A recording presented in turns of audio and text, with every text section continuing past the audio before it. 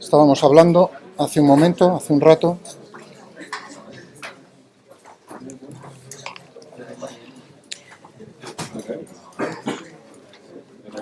cómo podíamos expresar el principio de conservación de masa en mecánica de fluidos, en dinámica de fluidos.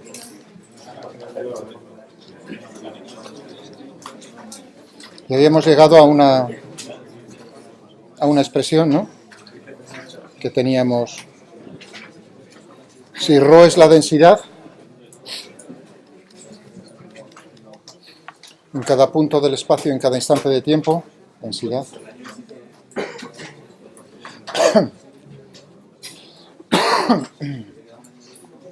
De masa. Porque podría ser densidad de carga. Teníamos entonces la expresión en forma diferencial de la ecuación de continuidad, que era menos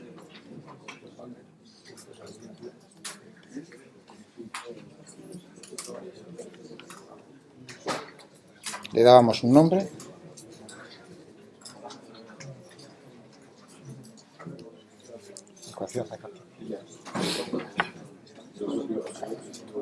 bueno, y ahí estábamos empezando a preguntarnos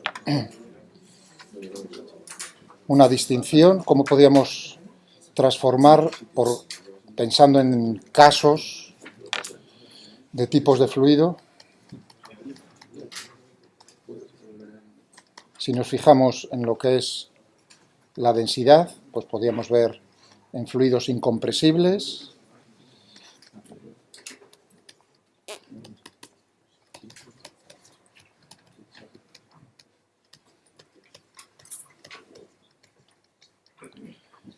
si lo pongo así, lo más claro posible es para que no digáis a Jesús Gonzalo de Grado incomprensibles. ¿De acuerdo? Pues si no, entonces tengo que meterme yo con él. No, es una broma. De comprimir. No de comprender. Y fluidos, pues, compresibles.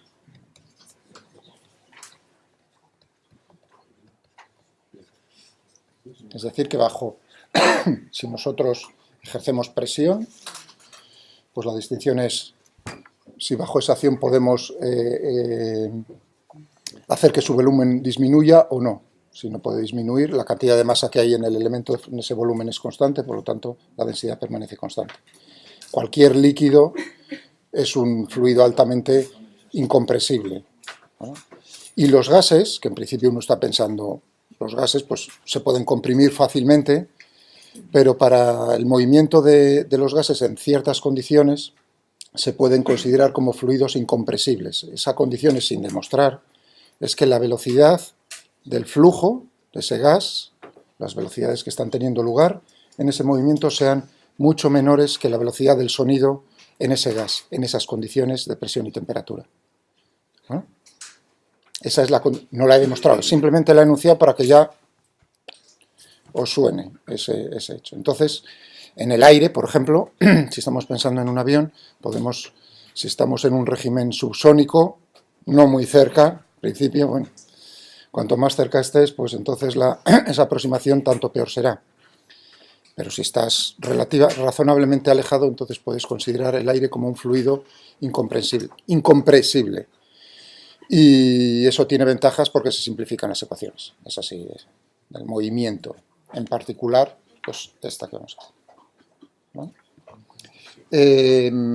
Bien, esto es desde el punto de vista, esto que estamos viendo aquí, o sea que no se me ha olvidado esto. Pero claro, para poder llegar a la condición de la ecuación de continuidad, cómo se expresa para fluidos incompresibles, entonces tengo que entender qué significa eso. Estábamos discutiendo, fue lo último que estábamos discutiendo acerca de, entonces, que ese término tendría que ser cero. Eso es falso. Eso no es así.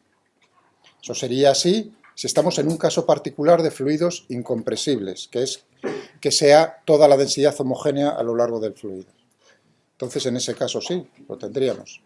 ¿de acuerdo? Pero eso es un caso particular.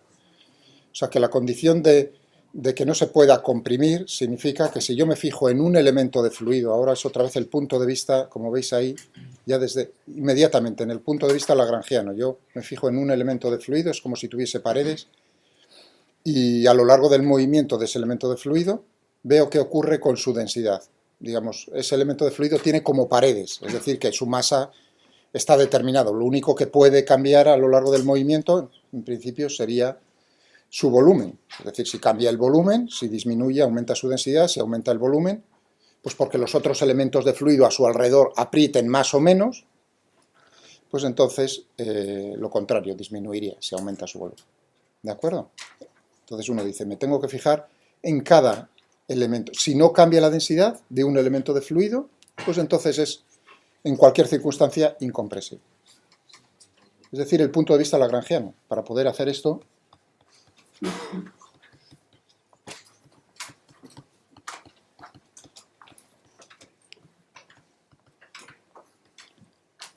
como veis ahí, no solo nos va a aparecer en la segunda ley de Newton tener que hacerlo en el punto de vista lagrangiano, suma de fuerzas sobre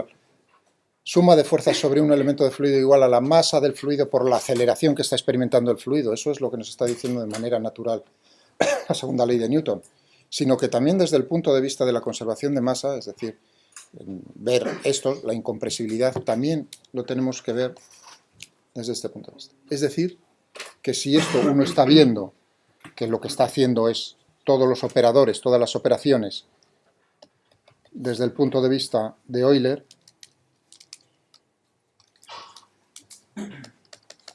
ρ me dicen cómo es en cada punto del espacio, en cada instante de tiempo, y v en cada punto del espacio en cada instante de tiempo, no la velocidad de cada elemento de fluido cada instante de tiempo, sino cómo es la velocidad cada punto del espacio en cada instante de tiempo. Tengo que hacer una transformación de Euler a Lagrange, de esta ecuación. Entonces vamos a transformarlo. Claro, nosotros tenemos una herramienta para transformar, que es la derivada material.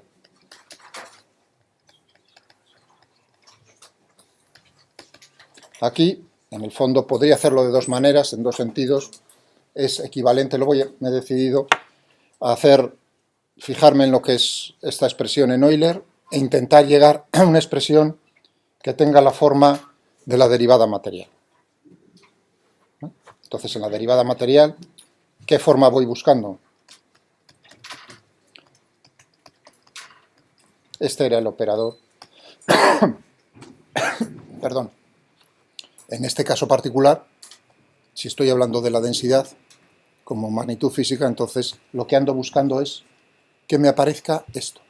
Si yo logro que me aparezca una expresión como esta, entonces yo ya sé que todo esto es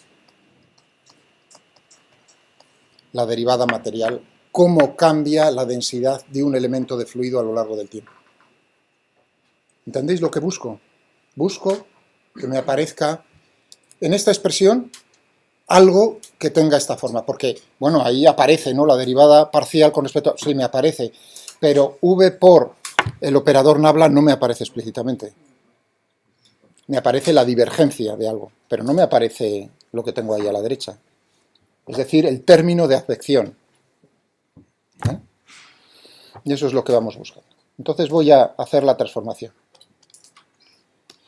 La derivada de ρ con respecto a t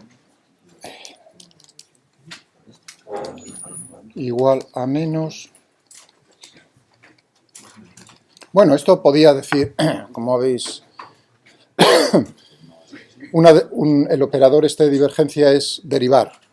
O sea, podría empezar así. Y derivar el producto de dos funciones sería la derivada del primero por el segundo sin derivar más el primero sin derivar por la derivada del segundo. Uno tiene que ver que un término es escalar y el otro vectorial, es decir, que cada derivada en ese caso tendría que ser o bien el gradiente o bien la divergencia. Pero está chupado, o sea que podría decirlo así y decir, se puede demostrar, es que se tarda tan poco tiempo en demostrarlo. Fijaos en la divergencia de esto, son tres términos en coordenadas cartesianas. Sería En lo que se refiere a la componente x, me olvido del signo menos, eso luego me ocupo de él. Tendría aquí de rho por vx. ¿Estamos de acuerdo? Ese sería el término para x, para y rho vi, y para z, pues, vamos a ver cómo es con uno de ellos, porque los demás son de forma similar. Ahí ya tengo uno, dice, ahí ya no tengo problema ahí de rollos de que si es escalar o... Ahí tengo dos funciones escalares, rho y la componente x de la velocidad. Y lo que sabe uno acerca de derivar, también parcialmente, será la derivada del primero, la derivada de rho con respecto a x por el segundo sin derivar, vx, más rho por la derivada parcial de vx con respecto a x. Y por supuesto para esto pues tendríamos rho con respecto a y por vi más rho por la derivada de vi con respecto a y, etcétera para z. Entonces aquí en x, fijaos que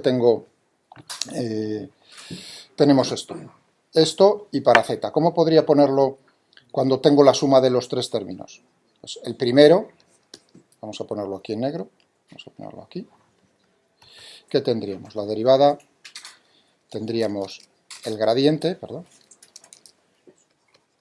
el gradiente de rho.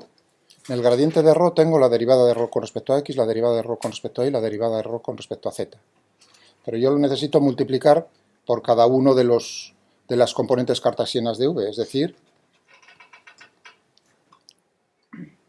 fijaos en el primer término, esto sería la primera componente de este vector por la primera componente de este, es decir, la derivada de rho con respecto a x por vx, justo lo que tengo yo ahí. Ahora me voy a ocupar de esto otro.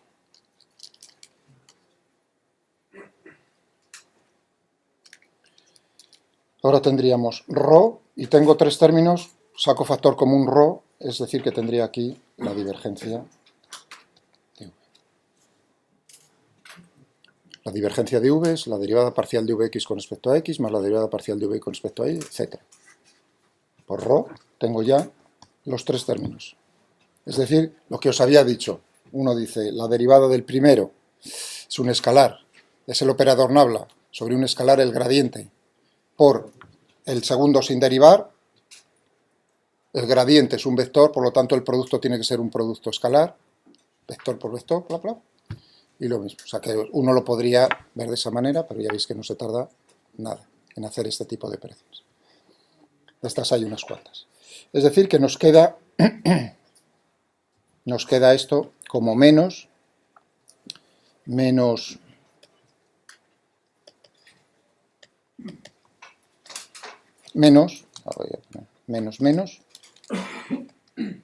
rho, y ahora voy a borrar aquí, que así no tengo que...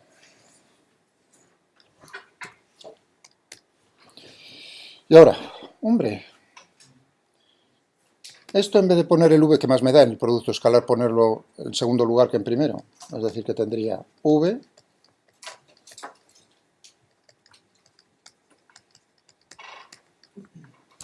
producto escalar es conmutativo, que más me da igual poner v por el gradiente que el gradiente por v.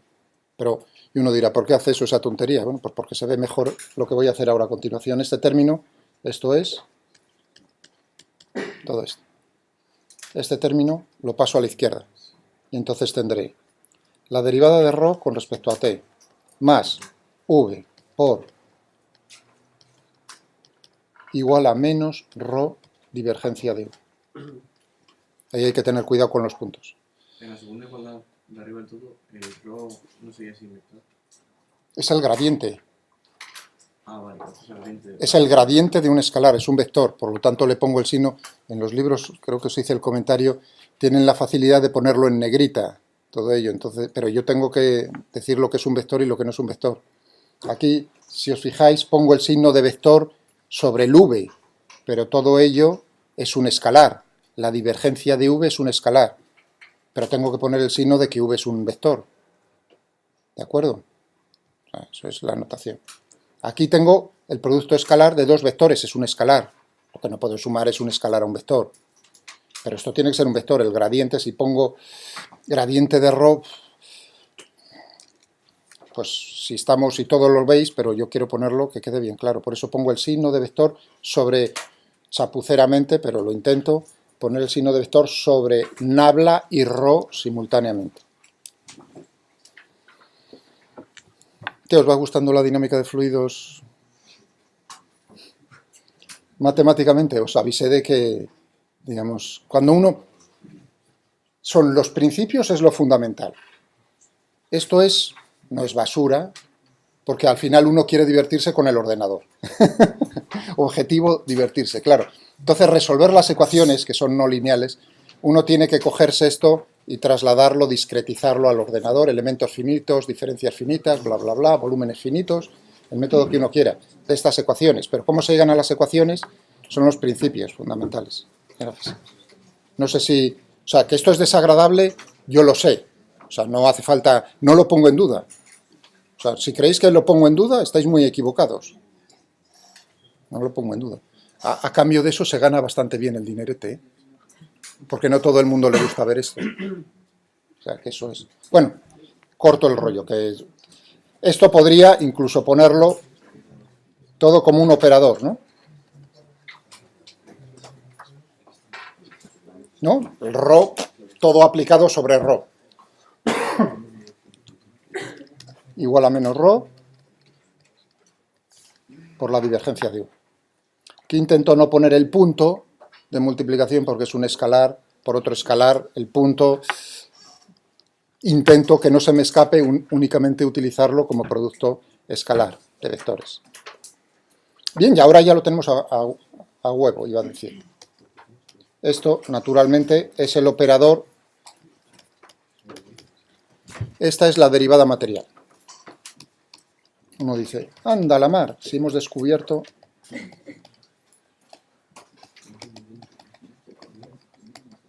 Es decir, que yo puedo expresar esto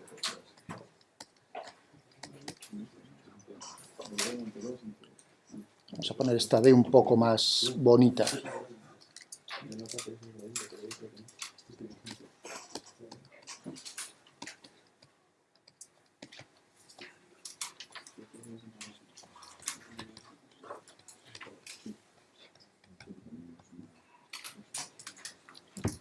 Todavía no he dicho nada de si es compresible o incompresible. Todavía no, simplemente he cogido la ecuación original, que es válida siempre, y he trabajado con ella. Pero ahora le he dado una... Y ahora sí puedo hacer la clasificación.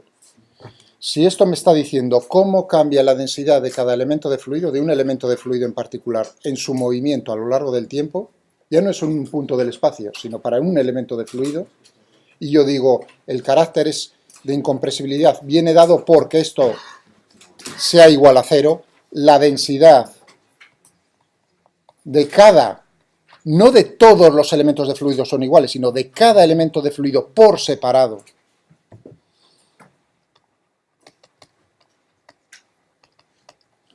es constante de cada uno de ellos, pero el valor es cada uno el de su padre y el de su madre, podría ser, claro, lo más sencillo es que el de todos sea igual, efectivamente.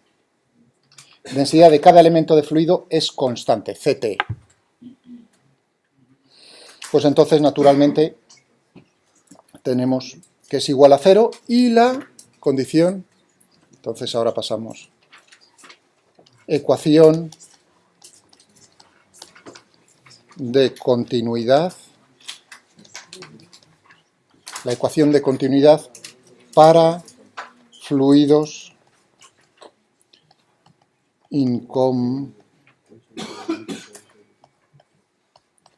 incompresibles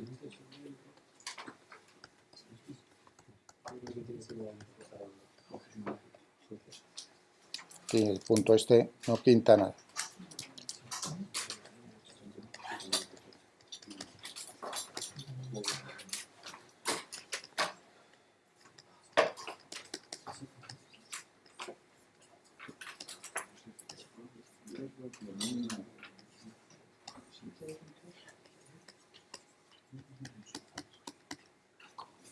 La divergencia del campo de velocidades tiene que ser cero.